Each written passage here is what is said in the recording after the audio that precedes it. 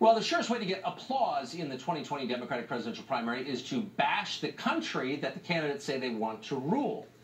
It's not simply the current president who's bad. America itself is bad. Its people, its history, its institutions, they're all racist. And the only way to redeem them, of course, is to elect a Democratic president.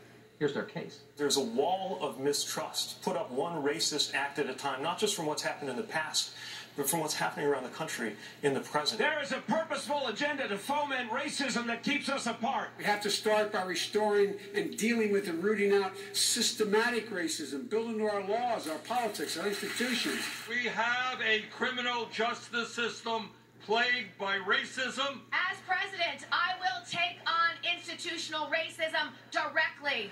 I will look into every issue that plagues this country. We have to go much deeper into a country whose very foundation is racism. I know that there is systemic racism in our criminal justice system. And for communities of color that have stared down structural racism for generations, the disaster has hit even harder. True justice means that we don't have a racist criminal justice system that kills and imprisons black Americans. We can't be blind to the impact of generations of racism and white supremacy that were written into our laws over centuries.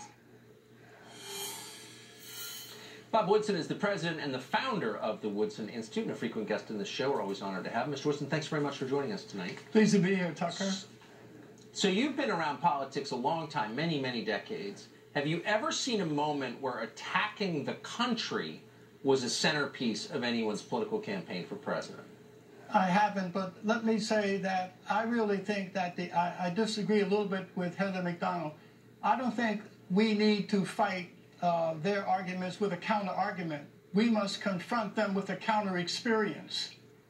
And Black America are among the strongest supporters of America. We fought in every war, and not a single black was ever tried for treason.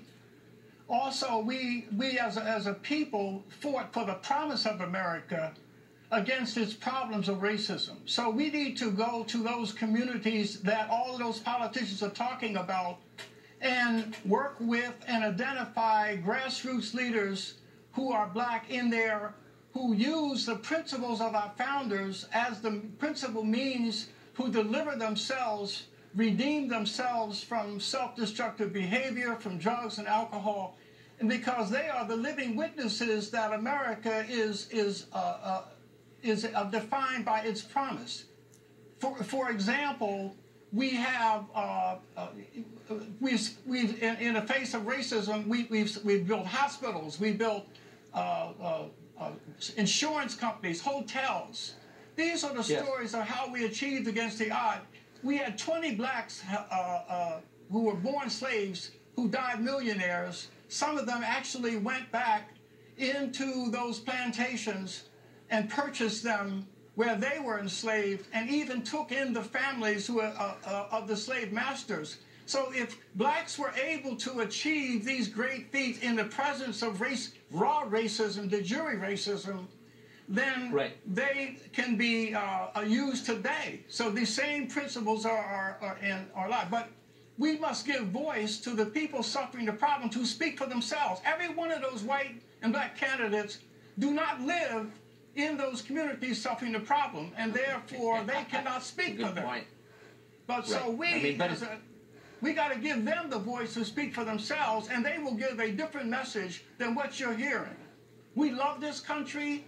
We fought for this country. We fought for its promise. We achieved in the face of racism, not in the absence of it. Right. It's a wise point. And the implication of what you just said is it's the people who live in the richest neighborhoods who are the most hostile to America. It's bewildering. They really are. Mr. Woodson, thank you. A lot of these black scholars are angrier than Frederick Douglass. It's a deep point. Robert Woodson, thank you very much. Good to see you tonight. Thank you. Thank you. Well, in order to fix